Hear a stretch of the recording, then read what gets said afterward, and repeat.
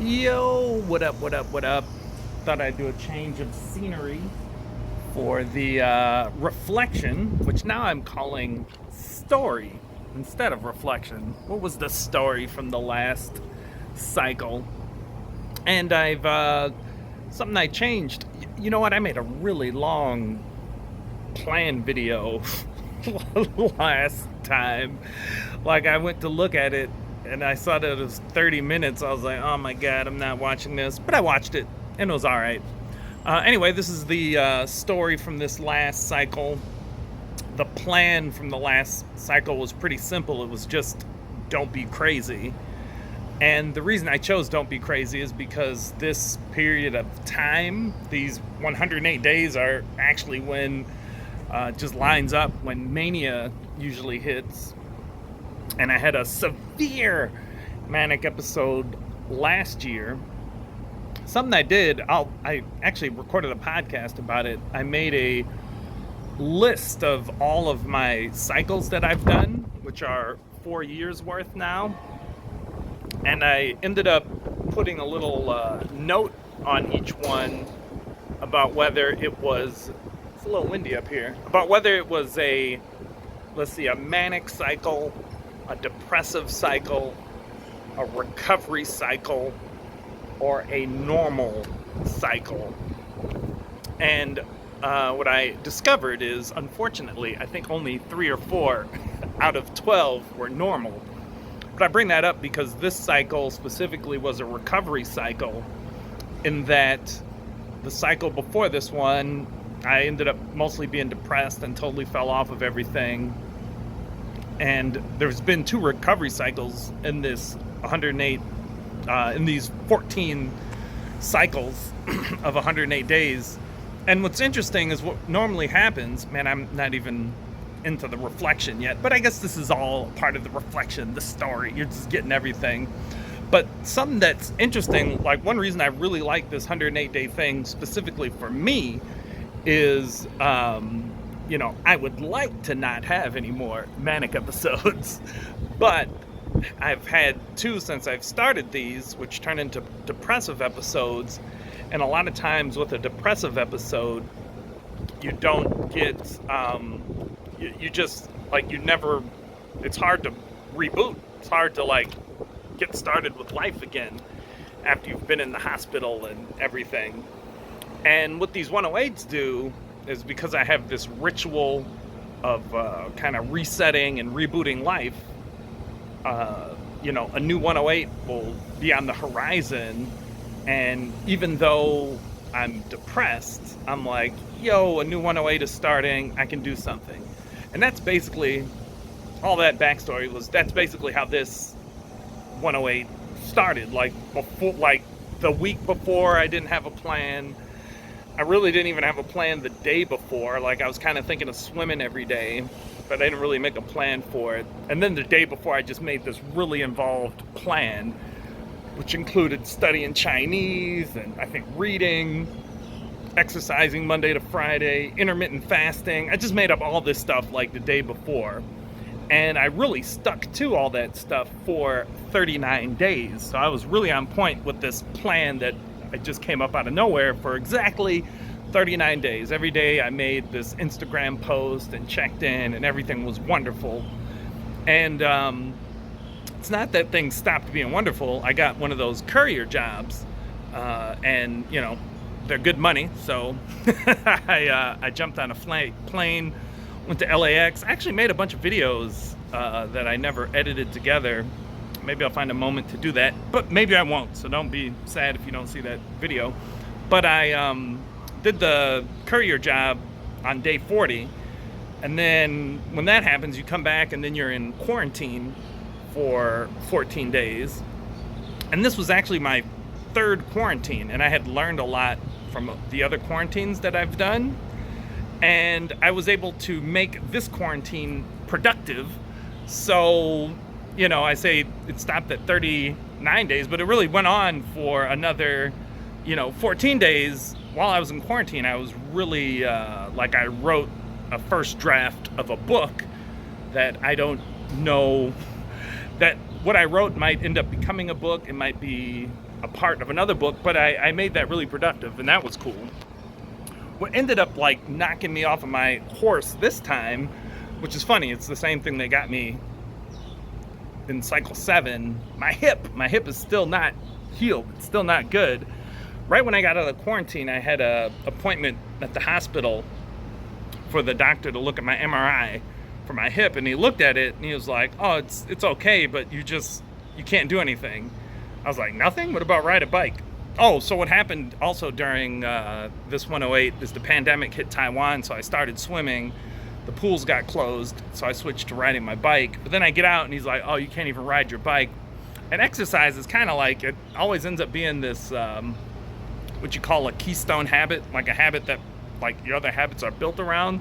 So when I lost that, I kind of fell off of some of my other stuff. But I kind of fell off, but I didn't. Like, I continued to meditate every day, which I had listed as being important for my not being crazy. I continued to journal. I continued, like the small things, make my bed, brush my teeth in the morning, at night, all that stuff. So that was good. Like, that was all good.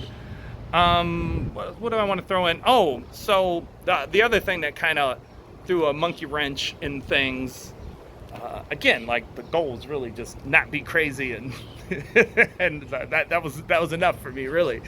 But also we had to move over the summer. I guess it's still technically summer, but like the last month of the 108, so the last like 30 days was kind of consumed with moving energy, first just thinking about moving, and then organizing stuff, going through stuff, and then for the move actually lasted 2 weeks because we had a 2-week overlap. So we moved small stuff, then all the big stuff went up, and then so anyway, yeah, it was an awesome 108. I did have, again, I made it all up last minute, but I added, like, to manage my weight or lose weight in there, and I started intermittent fasting. That went really well. I ended up, I still do it, like I'm doing it now, but I was tracking it every day with the app Zero, and I stopped tracking it closely, and the goal was to hit 88 kg. I don't know if that made sense. I got down to, last time I weighed myself, which was a while ago, I was 91.6. I wrote in there to create a mini course or something for Flow to Your Dream and this whole 108 thing, and I guess that's what ended up turning into that book. Oh, but here, like, this is some insight. It's funny, as I wrote that book, I ended up teaching myself stuff. Like, that's the great thing about when you try to teach things, you end up learning when teaching. I know this really well with Tai Chi. Is like my skill in Tai Chi elevated tremendously when I got my first student and had someone to pass the skills on to and refine them with. So I'm sure the same will happen with this whole 108 Flow to Your Dream thing. But the book I wrote, it made a lot of things really clear for me, like things that I know and whatever, the philosophy. But after I was out of quarantine and I was thinking about the book, I was like, there's things I still need to refine to a higher level based on what I just wrote. Like, I believe in this, but like I still need to refine these elements. And something I mentioned in that long 30-minute video was that my primary focus inside of the 108s has been kind of mastery of this idea of flow. And flow means a lot of different things. But for example, flow means being able to go with the flow when your phone shuts down because it overheated. I walked over to a park. I'm technically not supposed to have my mask off, but I'm kind of hidden here and there's no one around me. But yeah, the masks are on at all times outside. But what I was going to say about flow in terms of the flow I was trying to master, was this ability to refine daily routines and kind of make them effortless. And I'm really good at that now. So that was something I wanted to master at first. So then I write that book, and what I pulled from the book, and I'll probably get into it in more depth when I post my Dream Plus Flow video coming up probably next, but I realized that I'm lacking in the story department, or what I called story when I wrote that book, in that, we all have a story. Everybody. This is just 100% true for everyone. We have the story that we tell ourselves. We have the story that happened to us, our experiences. We all have this. And what I was pointing out in the book is that your dream, or your desires, the things you want to accomplish, are all connected to your story, your values, your principles, as they had been passed on to you by your family, by your culture.